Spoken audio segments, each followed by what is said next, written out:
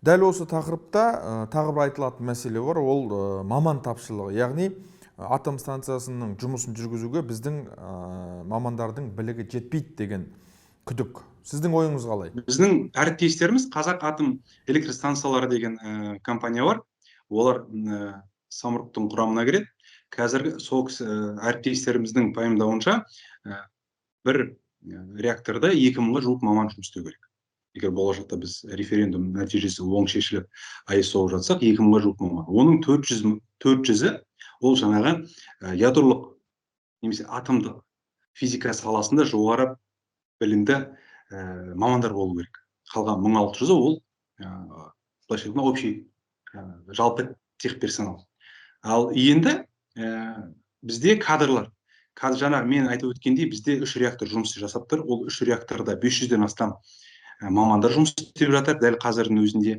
Одан бөлек бізде осы ядролық физика институты 2010 жылдан бері Қазақ ұлттық университетімен бірге, Астанада орналасқан Евразия ұлттық университетімен бірге, Өскемен қалаларында орналасқан 2 мемлекеттік университеттермен бірге ядролық физика, ядролық инженерия, атом энергетикасы 3 мамандығы бойынша осы 2010 жылдан бері қос дипломдық бағдарлама жүргізуде.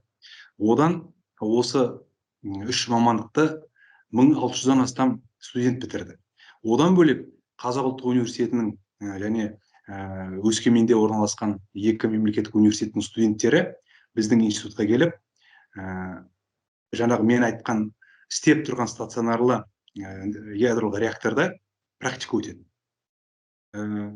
Қолмен ұстап көреді, қалай жұмыс істейді, қауіпсіздігі қалай, радиациялық қауіпсіздік деген бар, физикалық қауіпсіздік деген бар. Соның барлығын практика жүзінде, сөз жүзінде емес, практика жүзінде көріп, жұмыс істеп, сондай мүмкіндіктер бар. Сол себепті бізде маман жетіспейді, біз өзіміз даярлай алмаймыз деген қауесет ол қате. Өйткені бізде компетенция жетерлік. Атом электростанциясының шикізаты ол уран. Біз ураны көп елміз. Бізде қазіргі электростанциялар көмірмен жұмыс істейді. Ал егер де болашақта көмірді уранға көшірсек, бізде не ұтамыз осыдан? Қазір 2015 жылы Париж конвенциясы пайда болды әлем елдерінде. Оған Қазақстан қол қойды. 2060 жылға дейін жаңағы көмірқышқыл газының ауаға шашырауын максималда 0 деңгейге түсіру керекпіз. Ол дегеніміз біз 2060 жылға дейін көмір болашақтан бас тартуымыз керек.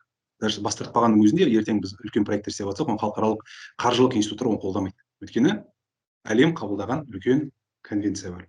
Ал бізге атом электростанциялары өзімізде біз уран қоры бойынша әлемде 2-ші орындамыз.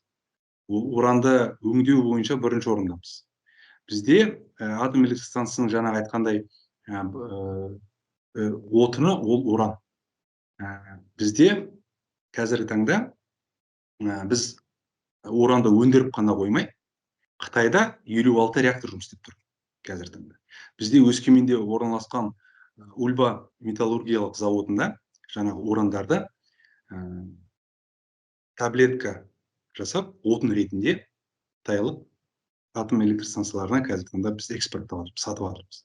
Ол нені көрсетеді? Ол біздегі жаңағы тек уранды өндіріп қана қоймай, оны дайын отын ретінде технологиямыз бар екен және әлеуетіміз бар екен көрсетеді.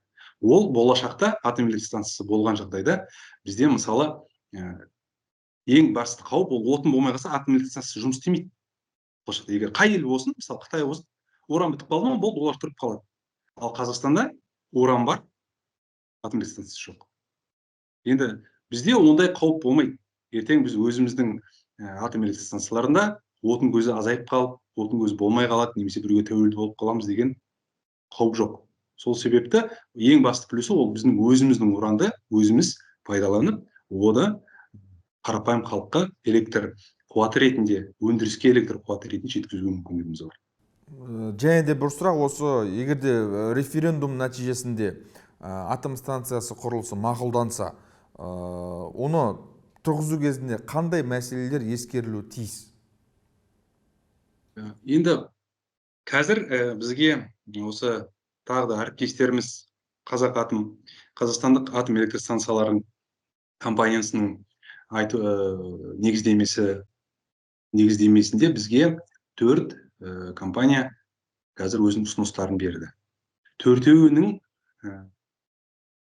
ұсынып отқан реакторлары сулы энергетикалық реактор. Технологиялары бір, түбі. Айырмашылығы ол жаңаға орысша айтқанда управление дейді ғой.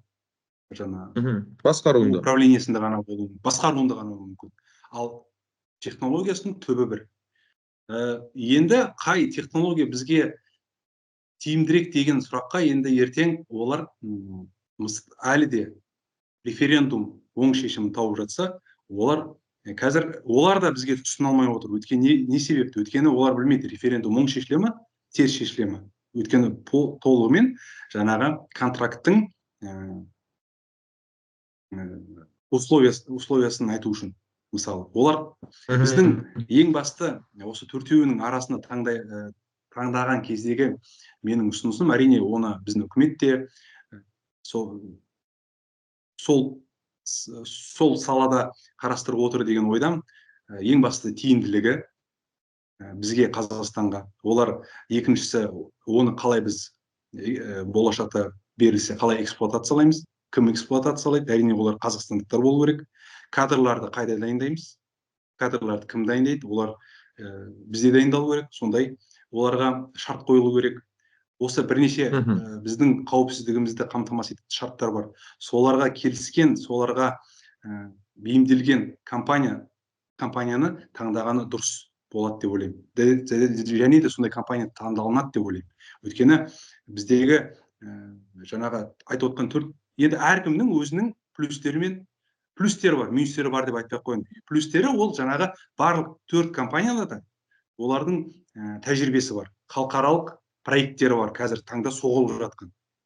Эксплуатацияға берілген атом электр станциялары бар, әр елде жұмыс істеп тұрған. Сол себепті бұл 4 компанияның әлеуеті атом электр станциясын соғуға жеткілікті. Қайсысы біздің жаңағы мен айтқан шарттарымызға келсек, Қазақстанның шарттарына, сол компания ұтқан дұрыс деп ойлаймын. Ал қалай ойлайсыз, атом энергетикасының біздің елдегі дамуы басқа салаларға қандай әсер болады? Бізге бұл атом электр станциясының салынуы ол мультипликативті эффект береді. Ол дегеніміз ең бастысы ол инвестициялар.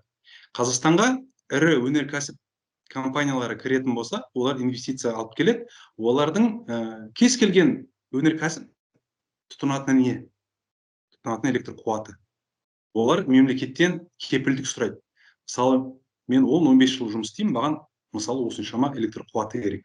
Соны тауып бере аласыздар ма деп. Ертең үзіліп қалып, менің шығарып отқан өнімім тұрып қалмай ма деп. Ол бір. Бізге стабильді электр қуатын өндіретін